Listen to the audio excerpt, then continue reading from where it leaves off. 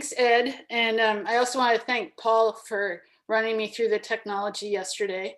And thanks to Bill for being in charge of this group. I'm very impressed by how many people you're able to gather for your meetings. And I'm going to start sharing my screen and head into my slideshow here. There we go. We're blessed with having a photojournalist who lives in a residential tower nearby and takes fantastic photos of the ship. This is one he took after Hurricane Sandy. So I'll just officially say welcome to this virtual tour. I'm sorry that we can't bring you to the ship itself right now, but hopefully we'll be able to do that sometime in the future. And there we go. The U.S. lighthouse tender Lilac was built for the U.S. Lighthouse Service and launched on May 26, 1933. So she's 87, will be 88 in May. She's almost as old as the old Guard. I understand you'll be celebrating your 90th anniversary soon. She's the oldest and most intact lighthouse tender of only 3 that still survive from the Lighthouse Service. All lighthouse tenders were named for flowers, shrubs, and trees, a tradition that began just after the Civil War. The other 2 tenders that still survive are the fir, F-I-R, as in the evergreen tree. She's out near San Diego, and the maple, which is in Milwaukee. The Lighthouse Service was a civilian federal agency dedicated specifically to maintaining aids to navigation, not just lighthouses, but also lightships, buoys, range lights, and other markers that help ships to find their way safely through our waters. The launch of Lilac was an important event attended by George Putnam, Commissioner of Lighthouses. He's the gentleman in the 3-piece suit on the left. Putnam led the Lighthouse Service from 1910 to 1935, a period of significant expansion and modernization. Upon his retirement, he said, quote, "I am proud to have been able to help in making less hazardous the voyages of those who go down to the sea in ships." His daughter, Christy Putnam, holding the flowers, was Lilac's sponsor who christened the ship. Lilac was assigned to the 4th Lighthouse District, which covered the Delaware River from Trenton, New Jersey, south to the mouth of Delaware Bay. She was originally based in Edgemoor, Delaware, just outside of Wilmington. After World War II, she was based in Gloucester City, New Jersey, across the Delaware from South Philadelphia. The U.S. Lighthouse Service was disbanded and its duties and vessels transferred to the Coast Guard in 1939. And that's when Lilac became a U.S. Coast Guard cutter. Larger Coast Guard vessels, those over 65 feet in length, are known as cutters to honor the Coast Guard's roots in the Revenue Cutter Service. This service traces its beginnings back to 1790, when Alexander Hamilton applied for funding for a fleet of fast boats to intercept foreign ships and make sure that customs duties were paid when entering American ports. As Secretary of the Treasury, Hamilton was also the first superintendent of lighthouses when this system of beacons was federalized. Keeping ships safe was vital to maritime commerce, and the revenue cutters were vital to ensuring income for our new country. The Coast Guard is very proud of this legacy and that they have existed continuously since 1790. In contrast, the US Navy was disbanded after the Revolutionary War. And when America entered the War of 1812, the revenue cutters were the only federal ships available to do battle with the British. In modern wars, Coast Guard vessels come under command of the Navy. During World War II, protecting the coast was added to Lilac's duties. Lilac was painted gray and was equipped with sonar to detect submarines. And she was armed with depth charges, a 3-inch 50 caliber deck gun that was mounted on her bow, and 20 millimeter anti-aircraft guns that were added to the roof deck. To protect the ship itself, a degaussing system was added that changed the magnetic signature of the hull so that magnetic mines could not detect the ship passing by. The Philadelphia area built 35% of ships for the war effort, and 18 ships are known to have been sunk by U-boats in the vicinity of Delaware Bay. It was an area critical to fighting the war, and aids to navigation had to continue to be maintained to guide new ships out to sea. During Lilac's years of service, most lighthouses had keepers who lived on site, often with their families, to ensure the light was always on and to activate the foghorn in bad weather. Tenders like Lilac brought supplies to the keepers, helped them with major repairs because the ship was essentially a floating workshop, moved keepers in and out, and brought inspectors around to make sure that everything was run in a ship-shape way.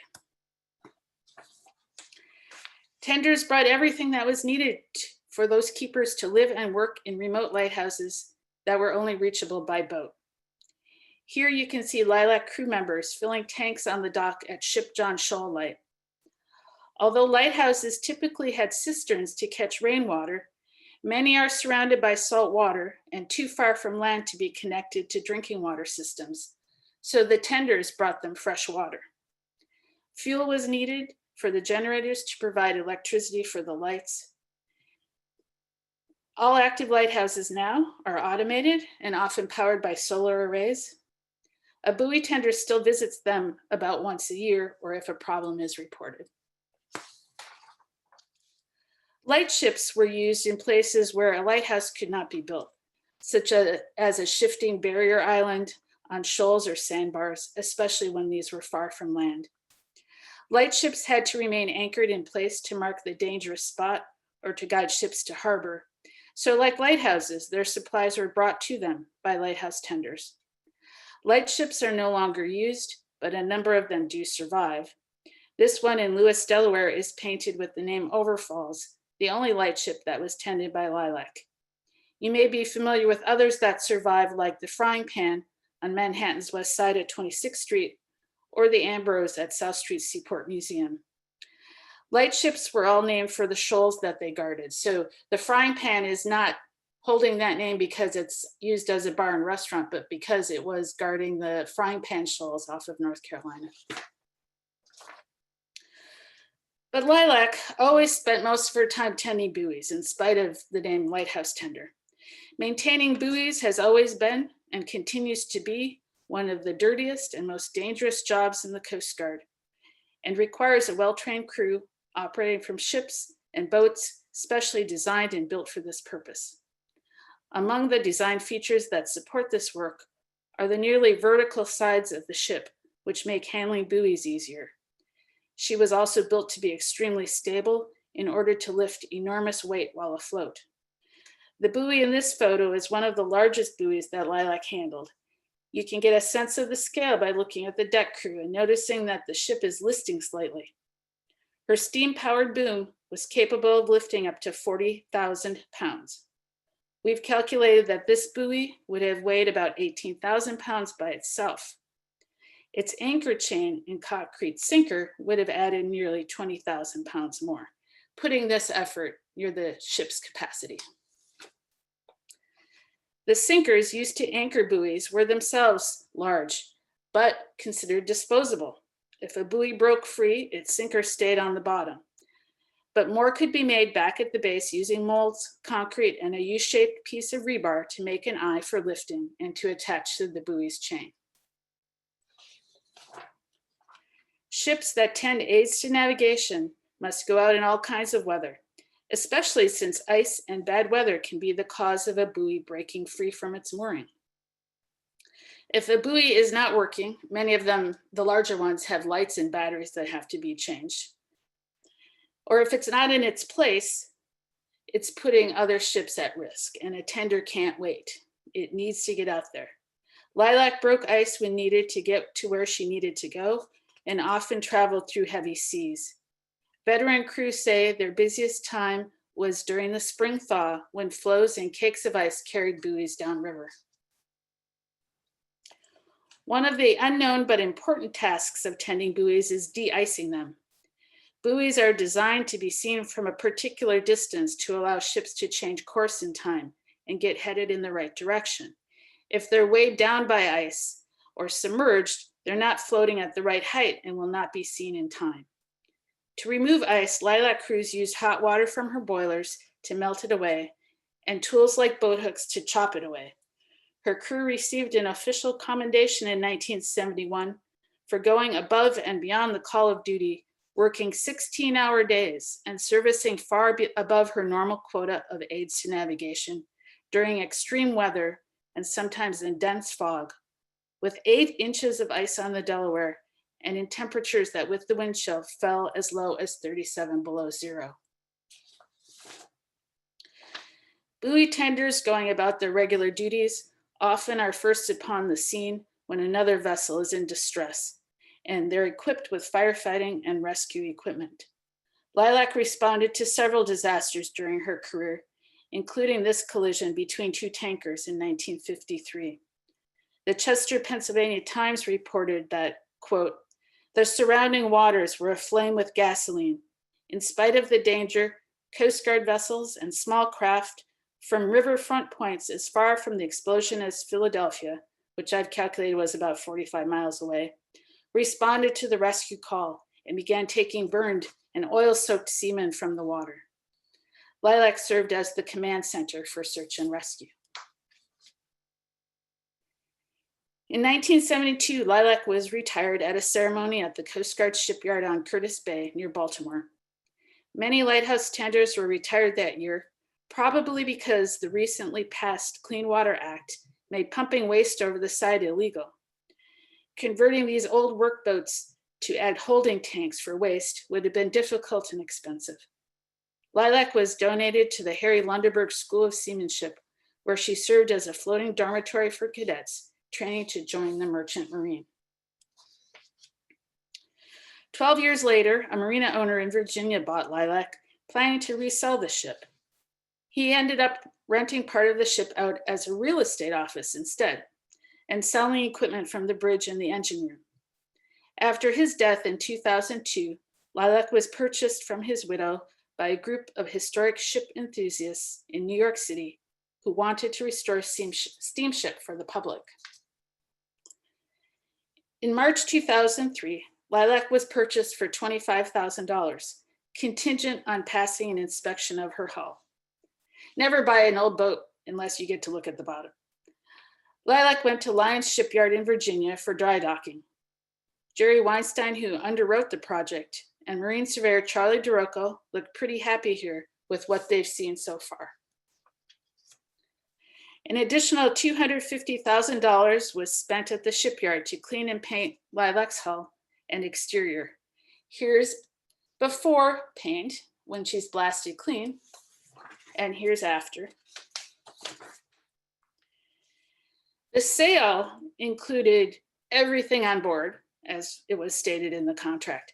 So the hold had to be cleared of all kinds of junk, like these moldy school chairs. However, as you'll see, many other items that we wanted to be on the ship were missing. At the shipyard, the propellers were removed for the long tow to New York City in order to reduce drag. They have rested on Lilac's buoy deck ever since, and we're currently making plans to repair and reinstall them.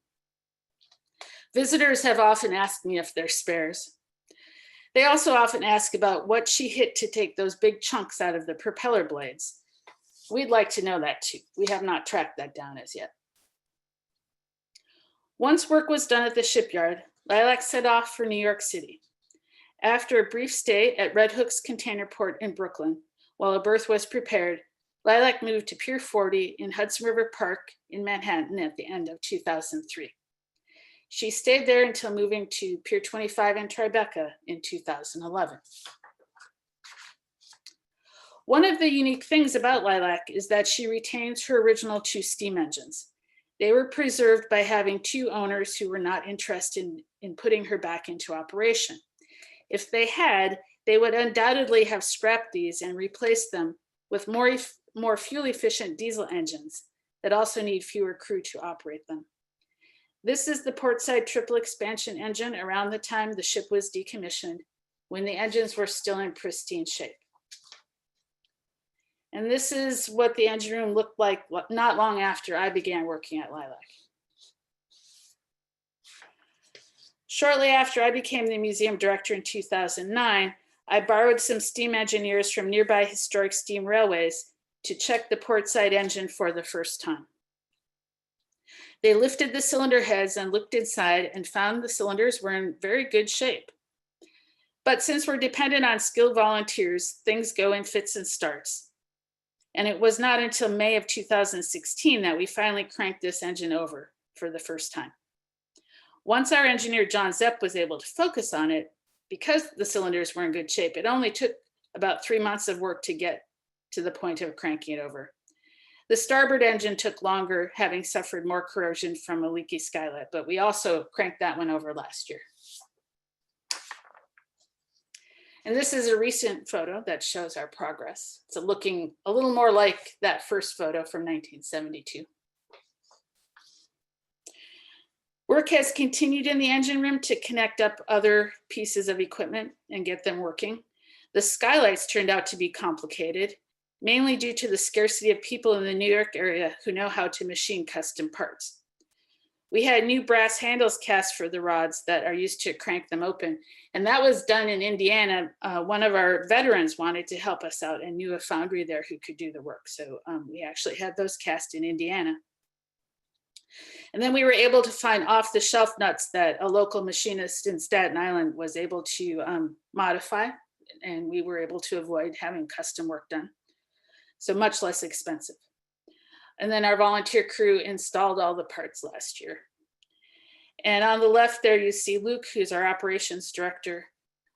Risa on the right is one of our high school volunteers. Volunteers have continued to work on maintenance and restoration during the pandemic with special COVID protocols in place. We have gotten a lot done, partly because we're not open to the public. We don't have to work around that schedule. And we've had several new volunteers from the neighborhood join our crew. These 3 teenagers are from nearby Stuyvesant High School, although they're attending class from home. And backtracking a little bit to talk about one of our special projects, in 2013, we installed a new boiler for heat and began replacing missing radiators. That project included demolishing ducting and electric heat pumps installed in the 1970s for the SIU cadets. The heat pumps no longer worked and we could not get parts. And since we're planning to operate Lilac on steam again one day, it seemed appropriate to restore steam heat. Our volunteer engineer helped me write the plan for the grant application, and our volunteer rigger supervised getting the boiler on board. We added 2 more radiators just this past fall and continue to expand the heating system. Outside of keeping our volunteers warm, this protects the work we do. Temperature extremes affect paint and can cause it to sheet off of surfaces. One of the places where radiators were missing was the wardroom. As we replace and restore, we use historic photos, documents, and oral history from our veterans to guide us. This is Lilac's wardroom in an undated photo we found on board. The wardroom is the officers' lounge. It's the place where officers could eat together and hold meetings and where they were attended to by a steward. It was off limits to lower ranked crew. Many of our veterans never entered this room when the ship was in service.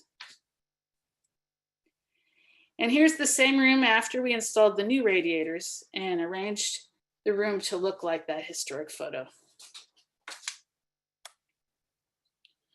Our current work includes addressing issues with the steel structure, some caused by modifications through the years. For instance, when the crew head or bathroom was remodeled and insulated with fiberglass during World War II, structural members were cut away to increase space. And the fiberglass insulation hid corrosion caused by moisture getting behind it. We demolished the tile and concrete floor, which also hid the condition of the steel of the deck. We removed insulation and replaced structural members. Here, the longitudinal stringer was being bent to fit the new knee, which is the term used for the corner piece in the wall there. We normally open to the ship open the ship to the public on Memorial Day weekend each summer and celebrate the anniversary of the ship's launch by serving birthday cake to all visitors. This year, for her 87th birthday on May 26th, we had to do something different. So Lilac received a gift of rivets.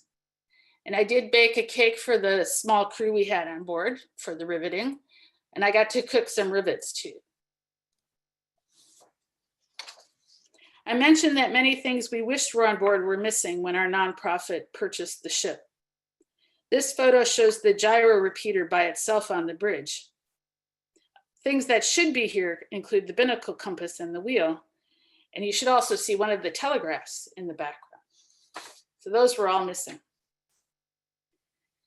For comparison, this photo shows much of the equipment in place not long before we purchased the ship. You can see the gyro repeater that was in the last photo. The only other piece of equipment shown here that was still on board when we got the ship was the radar. That's the boxy piece of equipment with the round screen. We've replaced all of the missing items with similar items salvaged from other ships. But we've also had artifacts returned to us. Among other items, we got the original wheel back from Captain Homer Purdy before he died. His daughter and grandson were driving it up to us from Tennessee when their car lost its transmission near Dover, Delaware.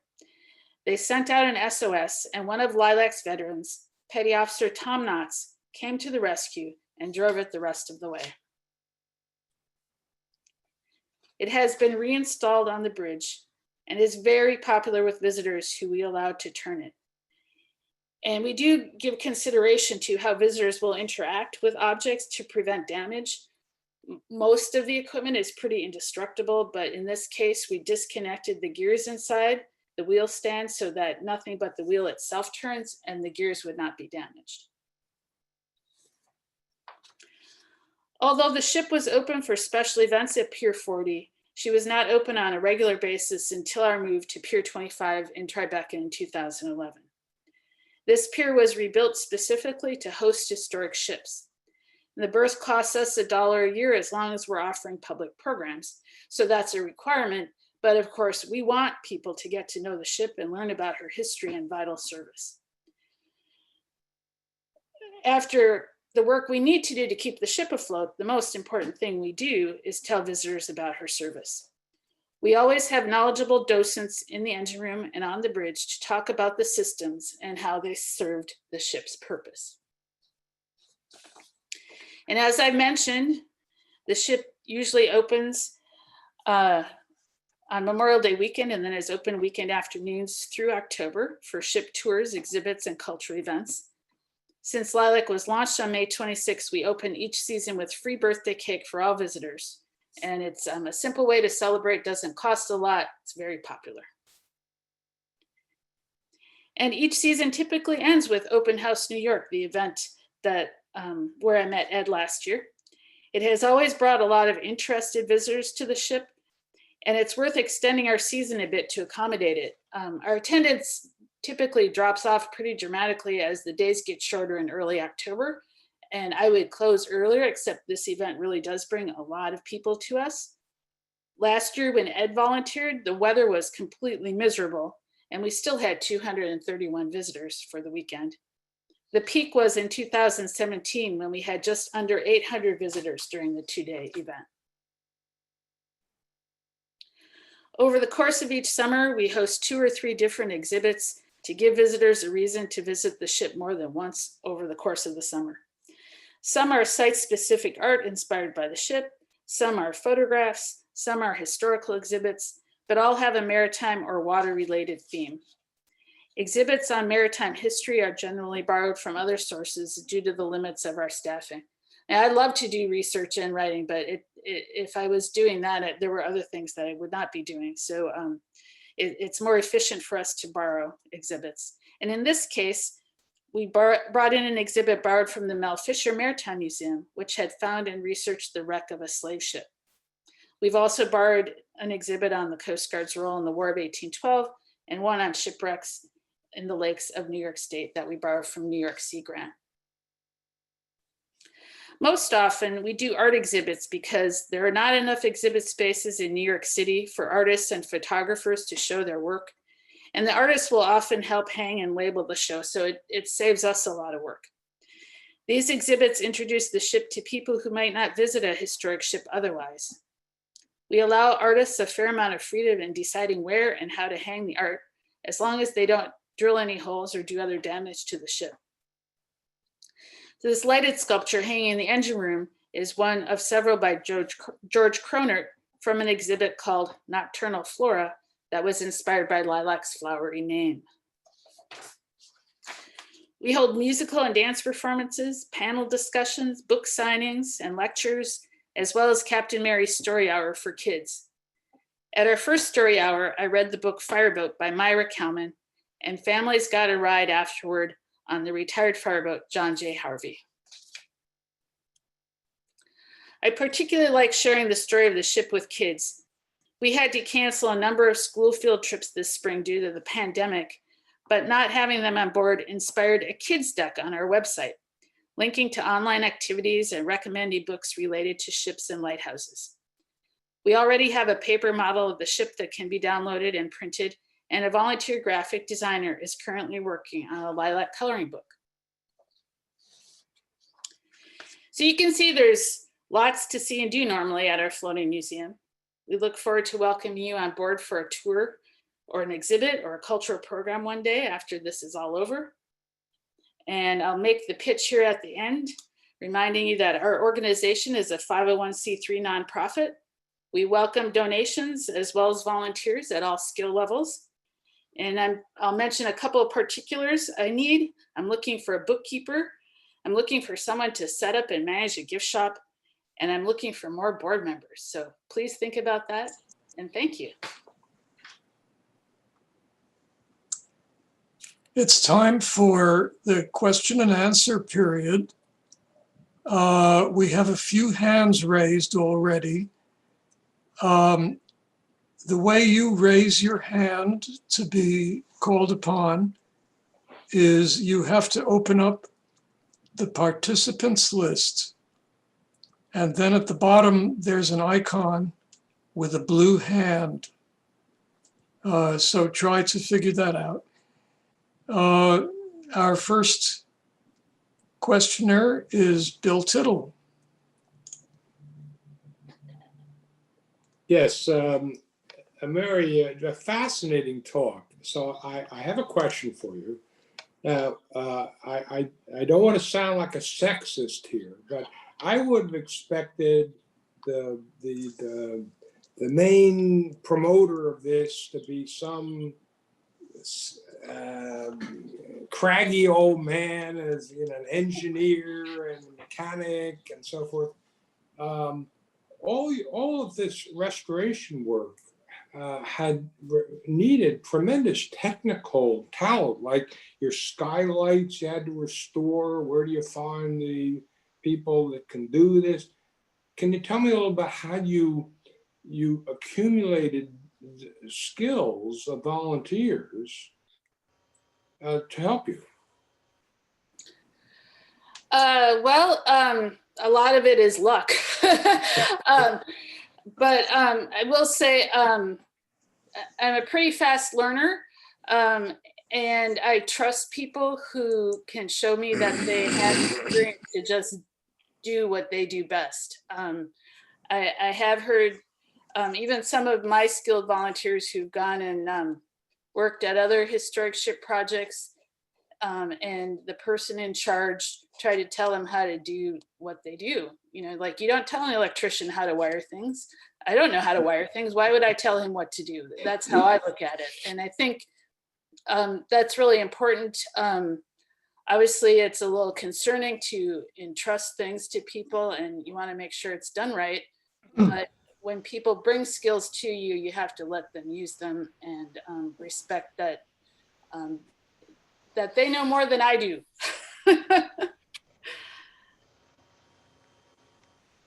Roger Burns.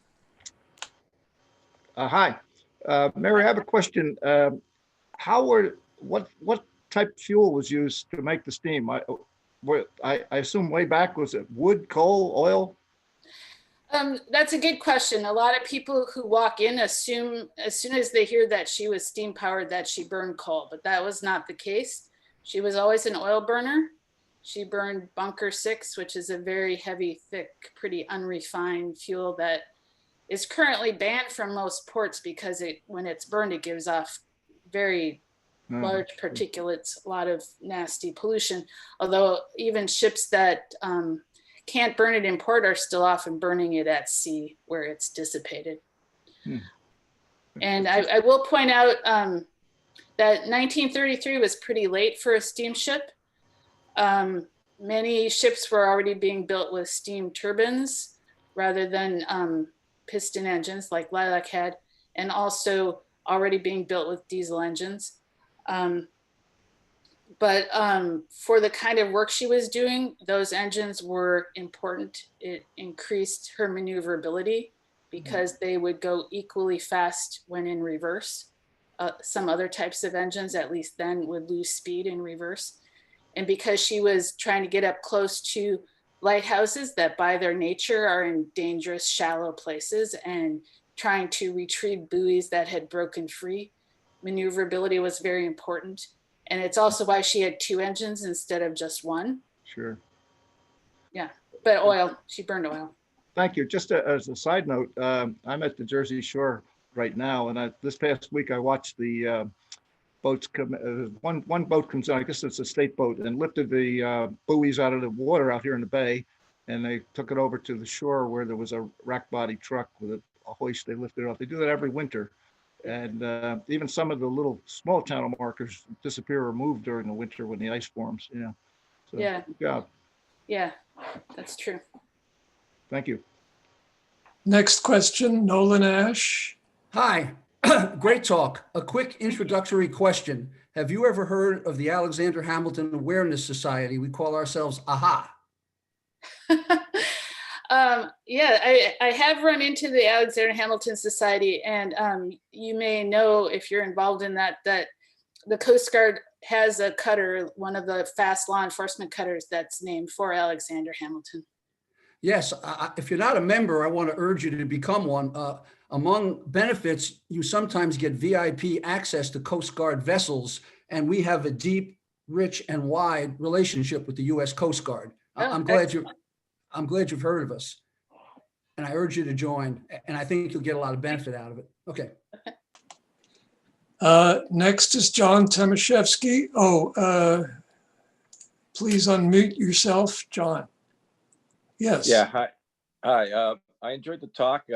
I've been on several ships that are forged, a coal ship in Michigan, the submarines in both coasts. But I was wondering, I didn't hear, did you say the original price of the boat? It cost our nonprofit $25,000 to buy the hull. To build it originally? I don't know that off the top of my head. Okay. Ian Lutz. Ian Lutz is next. Yeah. Hi. Mary, you mentioned that the boilers were burning bunker C oil, the heavy number 6 fuel. Do you remember who the manufacturer was of the original boilers in the ship? Babcock and Wilcox. That was a competitor of ours. I worked for the Foster Wheeler Company, and we did make a lot of steam generators for the Navy and merchant marine ships. Yeah, and the Pusey and Jones shipyard, we believe, supplied the engines themselves. The builder plates are missing from the engines, but they were building various kinds of equipment as a jobber. And so we think a lot of it, they just built themselves. Mm-hmm. Thank you. These connections are wonderful, aren't they? Yes. Robert, you're next. Okay, so you're John. I'm John O'Connell. My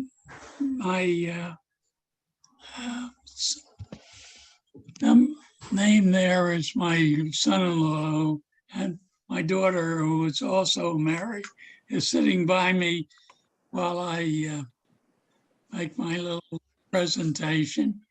I was a retired Coast Guard commander, and I had occasion during the course of my reserve active duty to attend aboard the vessels and the buoy tenders. I was very interested in the aspect of the close navigation that the petty officers who were placing the buoys were required to attend to, and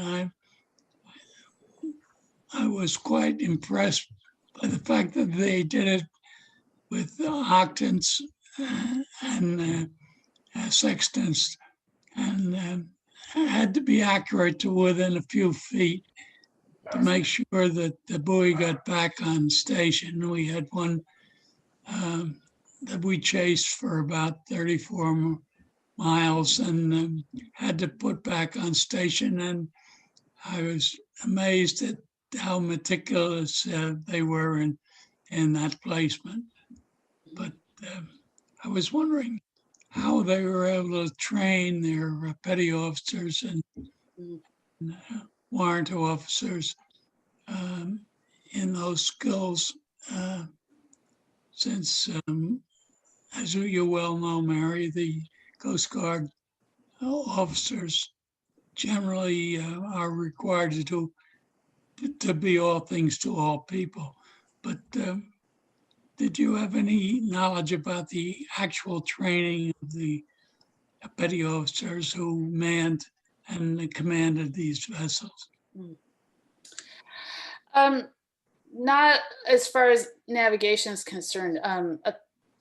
I have mainly talked to seamen who worked on Lilac, or else members of the engine room crew.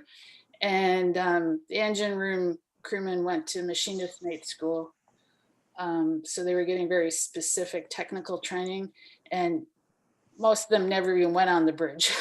So I found, like, I've asked them to help me decipher things about the equipment on the bridge, and they have no idea because they almost never went there. It was remarkably hierarchical and divided by job too, where they really kept to their place on the ship. And it's not that big. It's 175 feet long. At maximum during World War II, there were 38 in the full complement of crew and officers. So it's not like an aircraft carrier where it's an entire city afloat. So it's kind of surprising that they still were very separated that way. So I haven't been able to talk to anyone who was responsible for navigation about their training. I do know that the large number of gyro repeaters was related to triangulating the spot for placing the buoy. You might know more about that than I do. I'm always the first to admit I'm not a mariner, so I learned something new about the ship almost every day. Thank you, Mary. Mike Martin.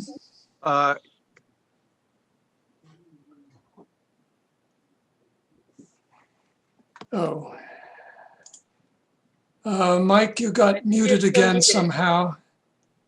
You have to try again to unmute yourself. Can you hear me? Yes. Yes, Okay, yes, we got Mary, you. great talk. Two Thank you. questions about the action of the Lilac during World War II. A, did it see any action? B, you mentioned this process to desensitize the boat to mines. Did they provide that desensitization on the buoys, which might have been attracted to mines? So two questions. Thank you. Well, that's a good question. I don't think, although obviously buoys do break free, that they were worried about them entering a minefield. So I never heard of any protection in particular for the buoys. With the ship, the degaussing system, they actually have given a lot of attention to it lately.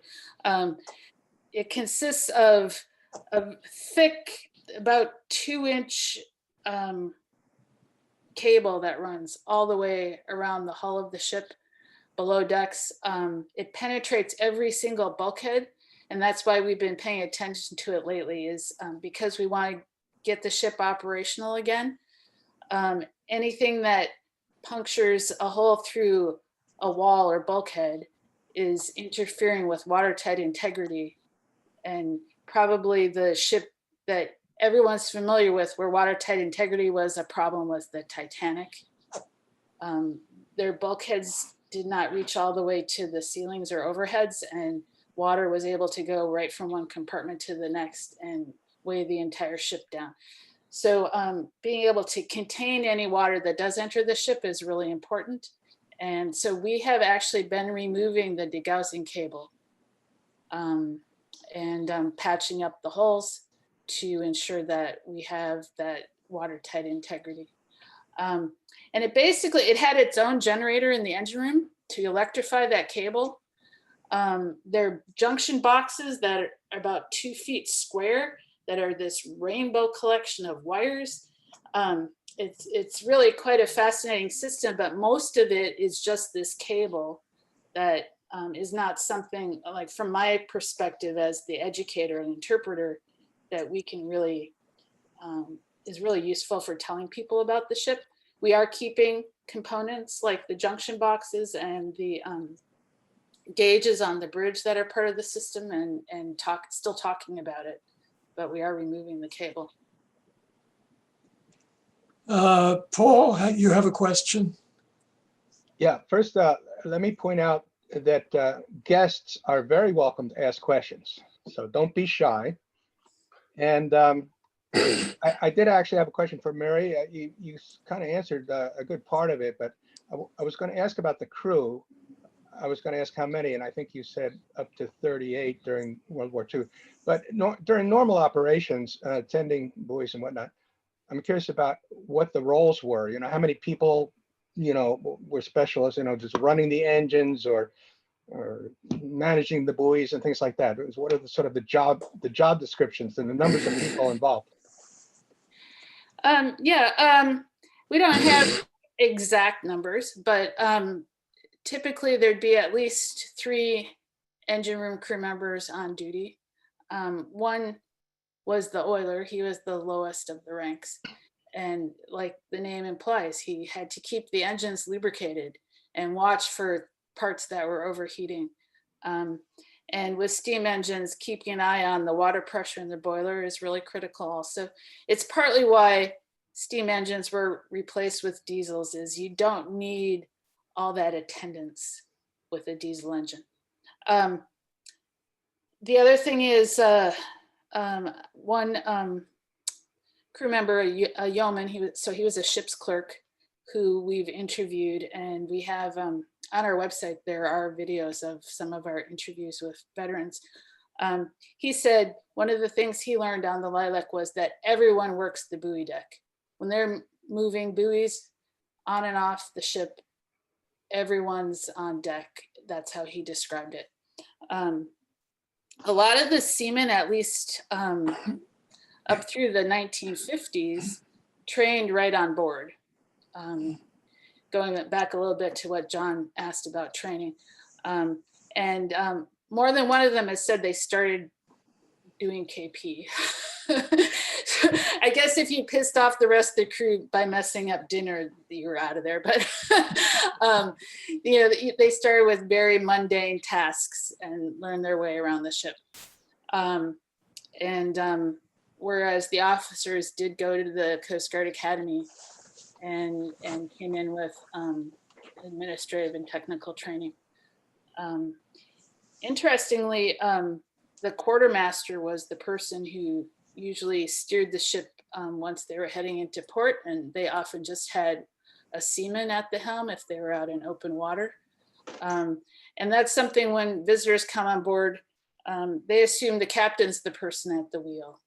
And partly why I started using the title captain, in addition to giving kids an easy name, because my last name's not easy to pronounce, is letting people know the captain's the person in charge of the ship, not necessarily the person who's steering it, not necessarily the person shouting orders at a particular moment, but the captain's responsible for everything. And on Lilac, that's reflected in the captain's quarters.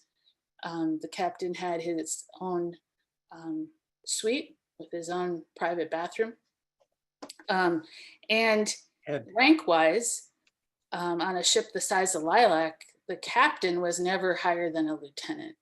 So there was a difference between the honorific title of saying this is the skipper, the person in charge of the ship, and what the rank of the person was. So we get into actually very interesting conversations about that. Thanks. Herb Waddell? Well, my questions have pretty much been answered, and I'm just blown away by your knowledge of all the details of the ship and how it was built and operated. So I'm down to a kind of a trivia one. Okay. The binnacle was missing when you acquired the ship, I believe, if I recall Yes. correctly. Yes. And so I presume that the binnacle is a replacement, not the original. Yes, but like I indicated when I talked about the wardroom restoration, we have tried to find equipment that looks like the original ones. And the binnacle, which our founder purchased from an antiques dealer at rather significant cost, I can imagine. matches almost exactly to the ones in historic photos. For those of you who might not know about a binnacle compass, the binnacle is the housing that surrounds a magnetic compass. And particularly on a ship that's made completely of steel like Lilac, the structure of the ship can interfere with the accuracy of the compass. And so a magnetic compass is housed in this binnacle, which is all brass and copper to isolate it from the steel of the ship. And it limits that impact on its accuracy. And it would be the first thing a salvage person would take because it's all copper and brass. Yes, another example, I mentioned the wheel coming back to us from a captain, but we also got the mouthpiece from one of the voice tubes. The ship used voice tubes as one way to communicate between the bridge and the engine room. You could just shout down this, it's literally a brass tube that runs from the bridge to the engine room. And it's got a cap on the top that you open and close. And the cap was missing. And one day I got an email from someone who said, very specifically, are you missing the voice tube from the port side of the bridge? And he had it because he had bought it from that marina owner in Virginia. He said you could just walk in. A cousin of his kept a paddle boat at the marina. So they're just kind of wandering around. And he walked in and he said, how much you want for this piece of brass? And he bought it for $10 and turned it into a paperclip holder on his desk. And then when he was reminiscing, found our website, contacted us, sent it back to us, and it's back attached to the voice tube. Thank you. That's wonderful. Mike Katz. Yes, thank you, Mary, for a most interesting talk. Someone had asked what it cost to originally build the Lilac, and I'm looking at Wikipedia, where they have an article about it, and it says the cost was $334,900. Okay, well, I'll have to. I knew it wouldn't be hard to find, but it's not something I've typically shared. So I think actually now that it's come up, that will be a nice comparison. I'll do a conversion to current dollars, and Right. you can see what the difference is. It was $1933. One thing, because it was a government ship, we have very good documentation. The main problem is having time to process it all. Mitch Erickson. Yeah, this isn't so much a question, Mary, it's just an observation / comment. Today in 2020, there are still buoy tenders, the Coast Guard, NOAA, and I don't know who all else, maybe some state maritime people in the Great Lakes, I don't know, but all those buoys that we see when we go down the shore, and well, particularly in like Raritan Bay or whatever, you see the red and the green, and all the other colors. All of those buoys get tended today. So this is not, well, your ship is history, but the occupation is not history. Yes. Yeah, that's correct. And most of the buoy tenders are of a similar size to Lilac. They're only about 5 feet longer that work the coasts. And the current class of buoy tenders is named for lighthouse keepers. And the one that operates on New York Harbor is named for Catherine Walker, who was a lighthouse keeper at a small lighthouse in New York Harbor called Robbins Reef. And she's quite famous for being a tiny lady who took over from her husband when he passed away, and rowed out and saved a number of people in trouble, rowed her in a rowboat, rowed her kids to school. She's quite a legend on Staten Island, and they're very proud that the local buoy tender is named for her. Okay, Walt Meisner, and Paul, I will get to you after Walt. Okay, thanks. Now that you have the engine restored and plan to put the propellers back, will the ship be navigable? Well, we actually have a ways to go. We can crank the engines over, but we can't make steam. The boiler room, Ian will be interested in this, is not in good shape. There's still some question about whether the original boilers can be saved. The main problem is that last owner at the marina was not keeping the stack covered. And that means it rained down into the boiler room for many years. And one of the problems is corrosion, of course, but another problem is that in the days of steam, they used asbestos insulation on everything. All the steam pipes originally were insulated with asbestos. The boilers are insulated with asbestos. And when asbestos insulation gets wet, it expands and it kind of explodes. And so it looks like it rained asbestos in our boiler room. We have been working sporadically at getting that cleaned up. I hate, because it's been postponed many times before, but so I hate to predict it, but I think we're finally going to get it done this winter. Okay, thank you. I'm going to call on Steve Hyman next. Let's see, let's get you unmuted.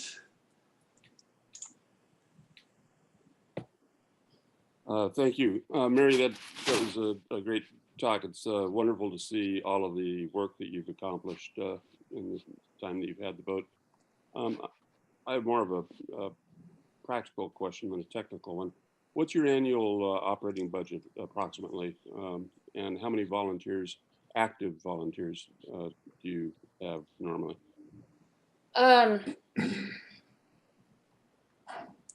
I'm extremely frugal, and until last year I was working as a volunteer, essentially full-time. So we've had a very small budget. We have had funding for one full-time position, which was the operations director, but right now that's filled by a volunteer. So when that position is full, the budget has been about $150,000 a year. Last year, I think we only spent $47,000. It's very tight, and we've been very dependent on our original founder for funding. We're still building up to doing real fundraising for projects. We have had a lot of in-kind donations too that have helped. In fact, we're about to move the ship to Staten Island to do some work for the winter. We're getting the tow donated. We're getting a donated berth for the work, donated crane service at Cadell's Dry Dock. Yeah, it's actually pretty incredible. And we have some naval architecture students from Webb Institute who are doing a thesis project on board. So it's a different level of educational service that we're doing. I'm really pretty excited about it.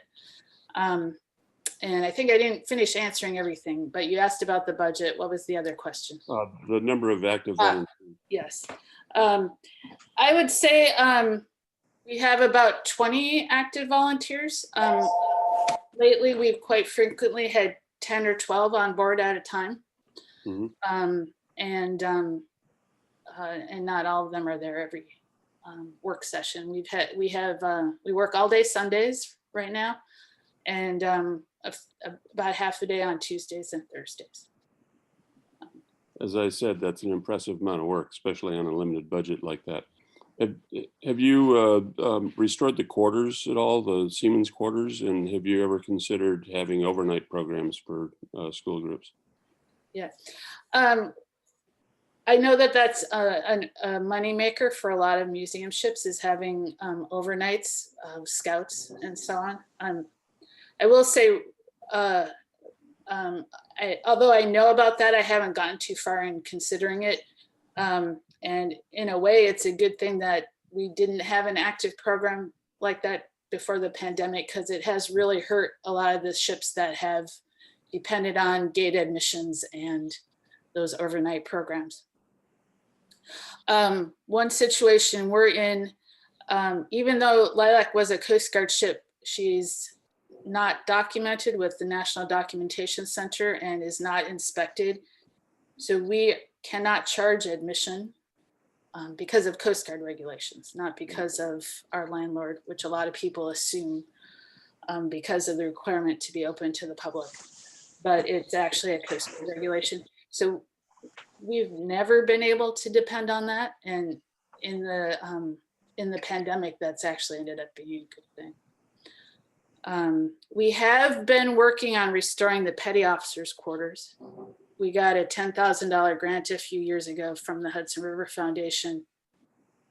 We stalled out on some of the work, but we are actively now finishing that.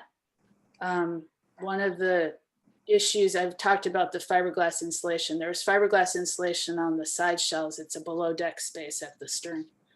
And previous operations people couldn't decide how to sort out the lead paint on top of the fiberglass insulation. We removed it. That's how we dealt with it. And now we're painting the steel underneath and repairing it. One thing that's been really time consuming is they welded on pins to hold the fiberglass bats in place. So we're having to cut and grind all those off to make a smooth surface, but we're just eliminating the insulation. That was the simplest thing, but it took a couple minds to sort that out. Lead and asbestos are definitely our nemesis. Yeah. You know, I just tell everyone, there has been some testing done in years gone by, but it was just spot testing. I just tell everyone, just assume any paint is lead paint. And if you do any kind of paint removal, wash your hands and wash your face before you eat anything. And just be practical and move on. Next is Paul. You have a question? Yeah, well, actually, you just answered half my question in response to Steve. Yesterday, you were telling me about the near-term plans, and you're going to take it into dry dock to do some structural repairs. And then beyond that, the longer-term plans, if any. Yeah. Whether the actual plans are just thoughts about possibilities. Yeah. And we're not actually hauling her out in dry dock. Although we have been making plans to do that because she hasn't been hauled since 2003, which is a pretty long time in salt water for a steel hull. Right now, we're just doing pier side work, and some of that is preparatory to going into dry dock in sort of short term, but not right now. So she does need to go into dry dock and get repainted in the next year or two. We need to get the asbestos abated. One thing is our operations director has gotten certified and is taking care of small amounts, which will let us concentrate the expensive contractors in the places that are really bad, like the boiler room. And then the whole idea is to get the ship running on steam again. So once the boiler room is cleaned up, we'll do a final assessment of the boilers and determine if they can be saved or not.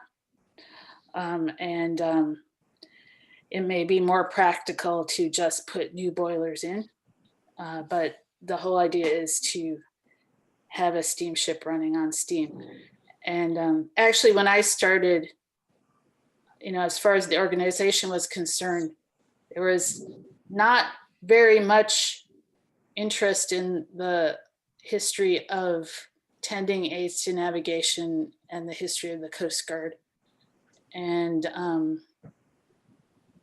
I felt like, especially if we're going to be working with the Coast Guard in the future to get the ship operational, that they would be more interested in helping us if we were telling their story as part of it. And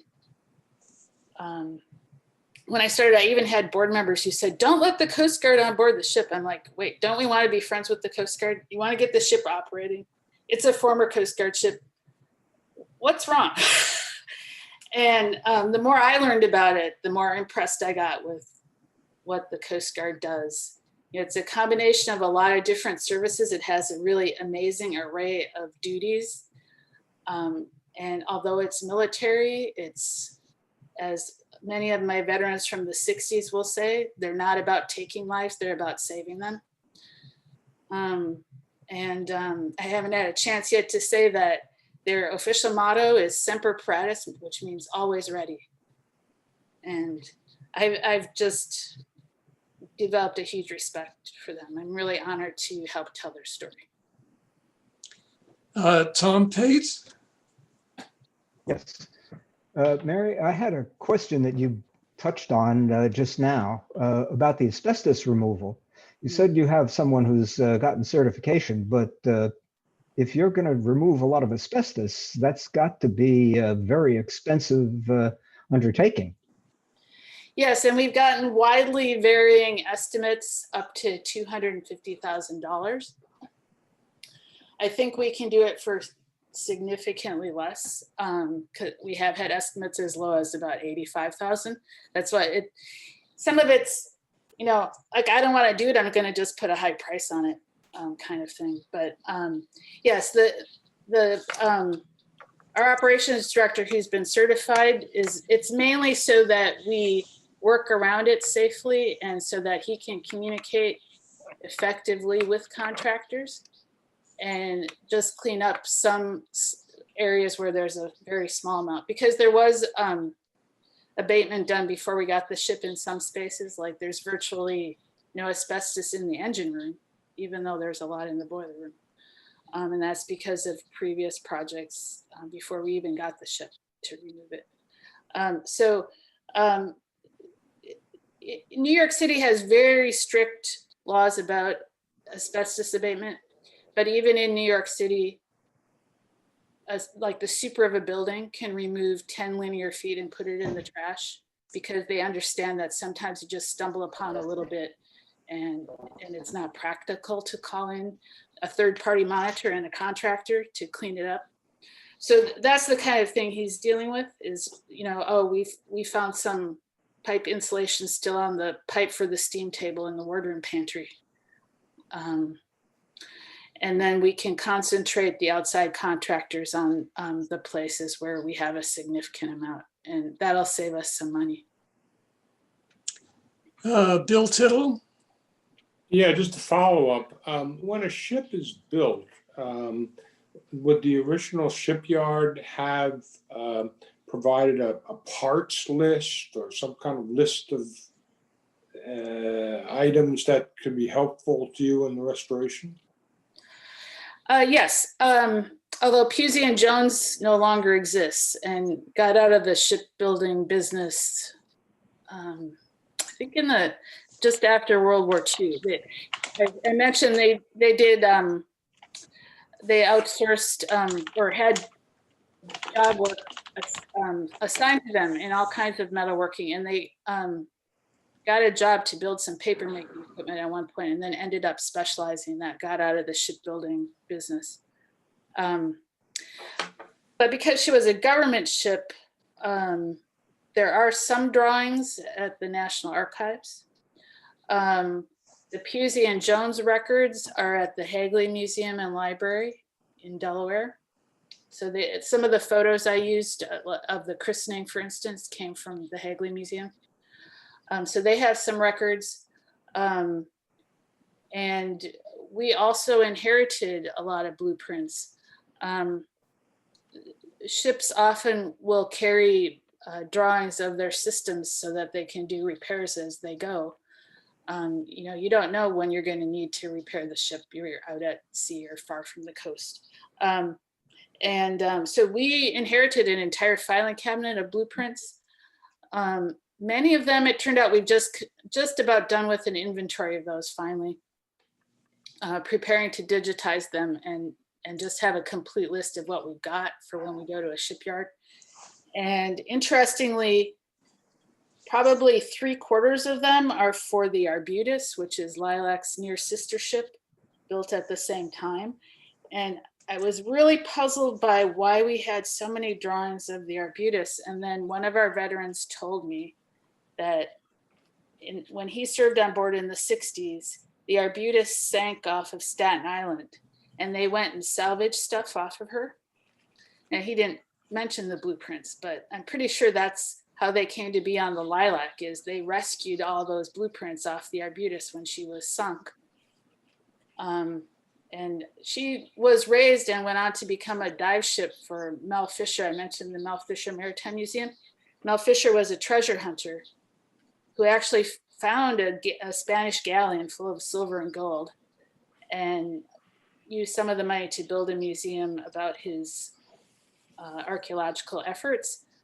And there is a little sidebar exhibit about how he ran his whole operation, and it mentions the Arbutus. But when he was done with her, he scuttled her off of the Dry Tortuga, so she's a wreck down there near Florida. Thank you so much. These questions and answers have been wonderful. Now, Ed, would you take over again to conclude? Wait, hold on. Sorry. One more thing first. Sorry. Yeah. There you go. Mary. Certificate appreciation, and we're happy to take this way of expressing our gratitude for your contribution you've made to our organization. Normally we give the speakers orchids in person, but the orchid was adopted as a symbol of the Old Guard of Summit because Summit was the orchid capital of the East when the Old Guard was founded in 1930.